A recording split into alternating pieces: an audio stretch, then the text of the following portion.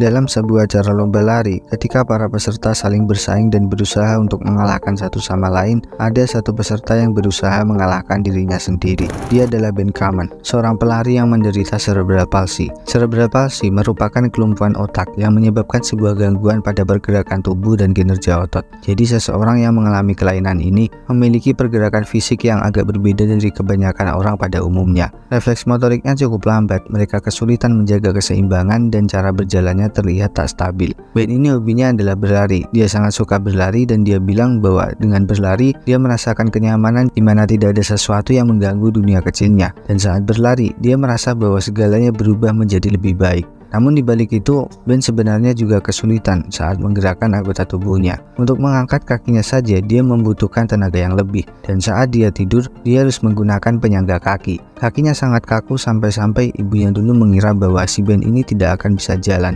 Namun karena kegigihannya, dia masih bisa berlari dan ikut serta dalam lomba. He loves to run. A kid who we didn't think would ever walk, he just loves to run. Bisa kita bayangkan saat si Ben yang kondisinya seperti itu mengikuti lomba lari bersama orang-orang normal yang bahkan sebagiannya adalah para atlet yang terlatih. Si Ben tertinggal di garis start saat perlombaan baru dimulai, dan semakin para peserta berlari jauh di depan, semakin si Ben ini tertinggal jauh di belakang. Tidak sesekali dia jatuh dan terpeleset, namun berkali-kali dia jatuh. Berkali-kali itu pula si Ben akan berusaha bangkit lagi. Ini bukan soal seseorang yang punya kekurangan kemudian bisa bangkit berkali-kali. Di luar sana kita bisa menemukan banyak orang seperti itu, tapi ini lebih dari itu. Saat peserta lain sudah tidak terlihat, Ben tertinggal sendirian di belakang. Suasananya cukup bening dan dia mengaku bahwa dia mulai merasakan kesepian. Nafasnya cukup berat sampai terdengar di telinganya sendiri. Dia juga merasa takut karena sangat mungkin bagi dirinya untuk jatuh dan tidak bisa berlari lagi. Bagi kebanyakan peserta, butuh sekitar 20 menitan untuk bisa menyelesaikan lintasan sejauh 3,1 mil. Tapi untuk si Ben, dia bisa membutuhkan waktu lebih dari 45 menit. Hal yang menakjubkan dari lomba lari ini yaitu setelah sekitar 20 menitan, ketika para pelari sudah berhasil sampai di garis finish, mereka tidak beristirahat.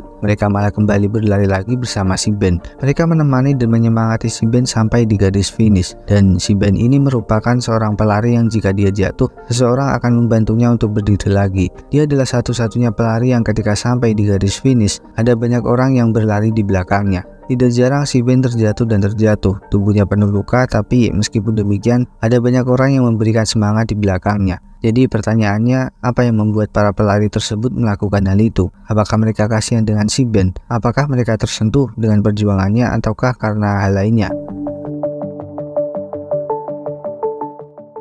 Dalam buku Start With Why, untuk menginspirasi atau menggerakkan hati orang lain, maka di setiap pekerjaan atau aktivitas kita perlu memulainya dengan pertanyaan mengapa. Seperti, mengapa kita bekerja? Mengapa kita melakukan apa yang kita lakukan? Mengapa kita tetap berjuang dan berusaha? Atau mengapa kita hidup? Dengan pertanyaan mengapa, secara tidak langsung hal itu mengarahkan kita pada sebuah tujuan yang sedang kita kerjakan. Tapi tujuan yang dimaksud di sini bukan tujuan yang hanya memberikan keuntungan saja, seperti uang, ketenaran, jabatan, dan sebagainya. Tujuan yang dimaksud adalah tujuan yang lebih tinggi dari hal tersebut. Seperti si Ben, dia tentu tidak bermaksud untuk mengalahkan para peserta dan meraih kemenangan, karena sudah jelas dalam lomba tersebut dia pasti akan kalah. Namun dia tetap berani mengikuti perlombaan untuk mengalahkan dirinya sendiri. Dia tetap berusaha untuk sampai di garis finish. Meskipun dia kalah dari peserta yang lainnya, setidaknya dia adalah pemenang bagi dirinya sendiri. Paling tidak dia bukanlah pengecut yang takut untuk mencoba. Dan alasan dia bisa menjadi seperti itu karena dia mengetahui jawaban dari pertanyaan mengapa. Sehingga tanpa dia sadari, hal tersebutlah yang menggerakkan hati orang-orang di sekitarnya. Menurut Simon Sinek, penulis dari buku Start With Why, mengatakan bahwa salah satu hal yang membuat pemimpin itu bisa sukses dan menginspirasi banyak orang adalah dengan memulai pertanyaan mengapa. Dan hal tersebut bisa dilakukan dengan menerapkan yang namanya lingkaran emas. Jadi dalam lingkaran tersebut, lapisan yang terdalam adalah pertanyaan mengapa, lapisan yang kedua adalah pertanyaan bagaimana, dan yang ketiga adalah pertanyaan apa.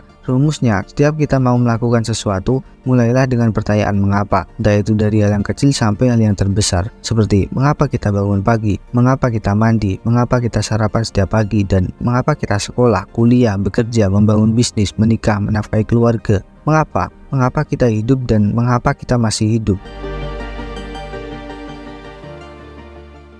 Banyak orang menyadari apa yang mereka lakukan dan apa yang mereka kerjakan. Sebagiannya mengetahui bagaimana cara melakukannya, namun hanya sedikit yang mengetahui tentang mengapa mereka melakukan hal tersebut. Dan itulah yang dianalisis oleh Simon, bahwa kebanyakan dari kita itu memulai sesuatu dari luar lingkaran emas, dari pertanyaan apa, bagaimana, dan mengapa. Padahal orang-orang di luar sana, pemimpin atau sebuah organisasi yang menginspirasi itu memulainya dengan pertanyaan mengapa. Ambil contoh saat kita mau menjadi konten kreator, biasanya kita tergiur oleh hasil apa yang nanti kita dapatkan, bisa terkenal, dapat endorse, banyak uang, diundang sana sini, dan sebagainya. Memang hal tersebut tidak salah dan bisa dijadikan jawaban dari pertanyaan mengapa. Tapi Simon menekankan bahwa jawaban yang hanya memberikan keuntungan bukanlah yang diharapkan, karena untuk menggerakkan seseorang kita perlu menemukan jawaban yang lebih tinggi dari itu, seperti ketulusan menghibur orang lain, memberikan edukasi, menyebarkan informasi yang penting, atau membuat sebuah karya yang bisa dinikmati, sehingga secara tidak langsung hal itulah yang menumbuhkan minat orang-orang yang menontonnya. Dan sampai di sini dulu kita tahu bahwa hal yang terpenting sebenarnya bukan terletak pada pertanyaannya, melainkan jawaban dari pertanyaan-pertanyaan tersebut. Akan menjadi percuma jika kita sudah bertanya mengapa tapi jawaban kita hanya itu-itu saja.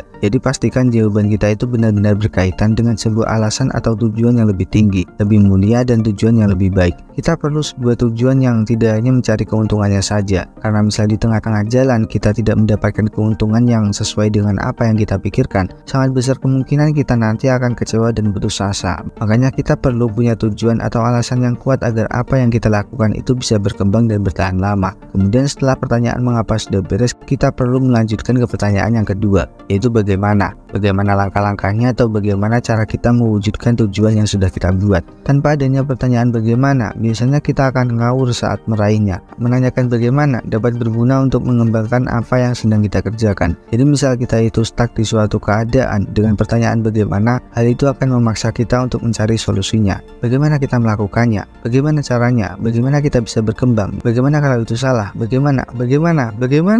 Nah, dari pertanyaan-pertanyaan itulah kita nanti bisa lebih maju dan berkembang. Kemudian bagian selanjutnya dari lingkaran emas yang tidak boleh kita lewatkan adalah pertanyaan apa. Dengan menanyakan apa, hal itu membawa kita pada hasil yang kita kerjakan. Karena menurut Simon, pertanyaan mengapa itu untuk mencari sebuah alasan dari apa yang kita kerjakan. Bagaimana itu untuk mencari cara agar kita bisa mewujudkan, dan pertanyaan apa itu untuk mencari hasil dari pekerjaan tersebut. Jadi seperti cerita si Ben tadi, dia tidak terlalu memperhitungkan hasil apa yang dia dapatkan karena hal itu berada di lapisan yang paling luar. Baginya yang terpenting adalah mengapa dia mau berlari dan berlari, sehingga dengan mengapanya itu dia berhasil menaklukkan rasa takutnya, dan dengan mengapanya dia berhasil menggerakkan hati orang-orang di sekitarnya.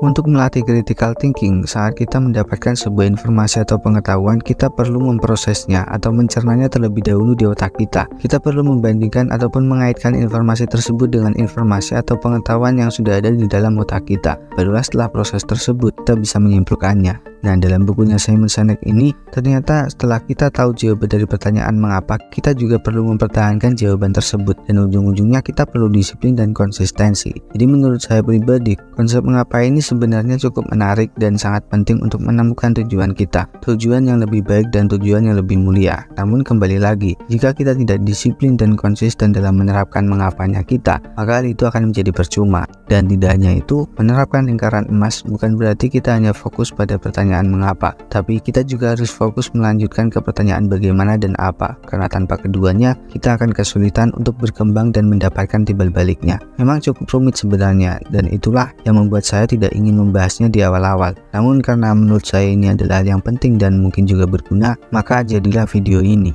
Intinya apapun konsep atau prinsip yang kita pegang, kita harus bisa tetap fleksibel, karena setiap konsep, metode, tips and trick atau semacamnya pasti ada kelebihan dan kekurangannya masing-masing. Maka dari itu, pilihlah apa yang sesuai dengan diri kita. Mungkin itu saja pelajaran kita hari ini, semoga bisa dipahami dan semoga bermanfaat. Saya Bagas, terima kasih.